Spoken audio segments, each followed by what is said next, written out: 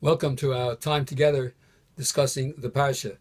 This Shabbos, we have the privilege of reading Parshas Mishpatim, which is filled with a great number of the Taryag mitzvahs. According to the Sefer Chinuch, 53, a garden, a veritable garden of mitzvahs are included in this week's Sedra. And the overwhelming majority of them are Mishpatim. And Mishpatim refers to mitzvahs that are between man and his fellow man. And most of the Parsha deals with the Mishpatim, the social justice laws of the Jewish people. One of the famous laws in terms of social justice is, we know that stealing is absolutely wrong.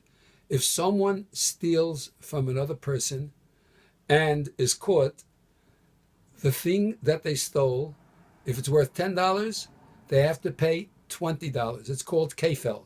They pay double the amount.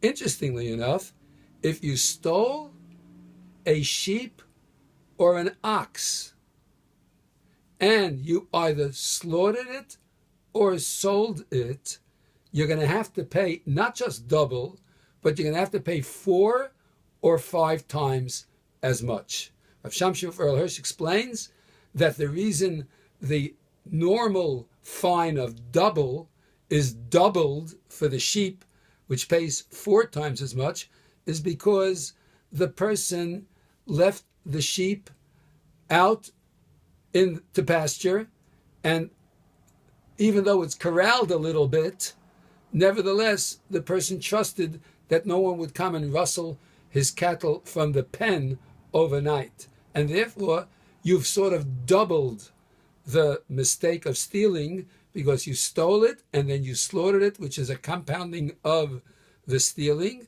You stole and slaughtered, or stole and sold, and so you compounded the double, and therefore you pay 4 times as much. By a cow, an owner leaves the cow all the way out in the meadow without any corral, without any fence around it. So he's trusting society to take care of its own and not take from others. And consequently, there's an extra payment that is made. And so for a cow, you have to pay 5 times as much. That's the simple explanation of Rav Hirsch.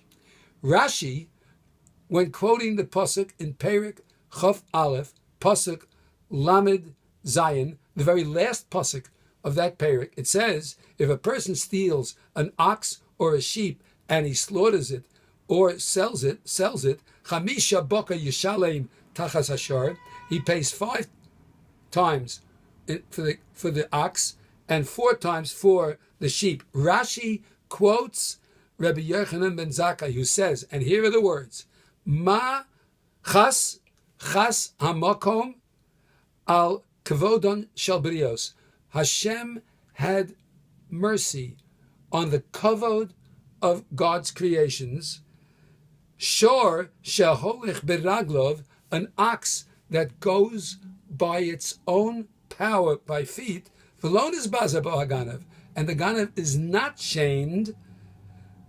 Therefore, lenoso al ksefo, to carry him on his back, mishalem hay, he pays 5 times as much. Seh, but a sheep, shenoso al ksefo, that he has to pick up and carry on his shoulders, on his back, mishalem dalid, he pays only 4 times as much. Hoel v'nis bazebo, because the person had to be shamed to carry an animal. An animal that goes by itself, there's less shame when you're walking in the street. You're carrying an animal, there's more shame if you're carrying the sheep. Can you imagine that? Here's a person who's doing an Isur D'Oraisa. He's doing a biblical transgression. And the Torah is having chos.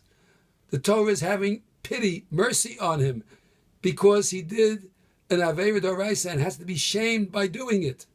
Reb Simcha Zisel from Kelm, of course, in his own inimitable fashion, explains how much more so if someone was doing a mitzvah d'oraisa, and it required the person who was doing the mitzvah d'oraisa to take a little burden on himself. Imagine what the reward must be. Someone who did a terrible act of stealing is let off a little bit because the person had to be misbazeh. He had to shame himself a little bit. Can you imagine the reward for someone who's doing a mitzvah and has to take a little bit of a shame on himself, for example?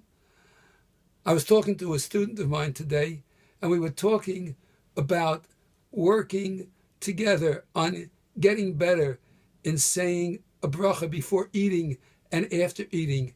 And the student said to me, Rebbe, do you know what I do in terms of chesed? Do you know that I actually have to take care of invalids that can't even clean themselves, and I make sure to clean them and to dress them properly, and this is my chesed? Do you have any idea how difficult it is for me to do that? And once I do that, I realize how blessed I am, and I should say a blessing. Here's someone who's being misbazeh for the sake of a mitzvah. Can you imagine how much more the reward is if a person is taking a little shame upon themselves in order to do a mitzvah, says Reb Simcha Zisel, and how true it is for us. It may be difficult at times to do the right thing. We have to sometimes be a little reticent about when someone shames us or insults us, and sometimes we have to take upon ourselves things which make life a little bit difficult because we can't respond in kind because we were hurt. And yet, if a person who does a major transgression of stealing is respected by Hashem for that little bit that he has to suffer shame, how much more so will someone who had to take upon themselves to do a mitzvah and suffer a little bit because of it. And of course, in general, when we do the mitzvahs, we hardly suffer. We don't really suffer. If we're cleaning the house for Shabbos and it's a little difficult, perhaps. But isn't it a great mitzvah for even the greatest of rabbis to take some shoe polish and shine his shoes for Shabbos? In order, as the Talmud tells us, rabbis used to shave the head of the goat when they would slaughter it in order to clean it, pack the fish, and so on. So the Simcha Zisel is pointing out from this Rashi what a great reward it is to do a mitzvah, even if it takes a little bit out of us. Baruch Hashem, most of the mitzvahs don't take anything out of us. Let's keep doing them and getting the great schar of caring so much about our fellow man and ourselves to make sure we do the mitzvahs in the proper fashion. Have a good Shabbos.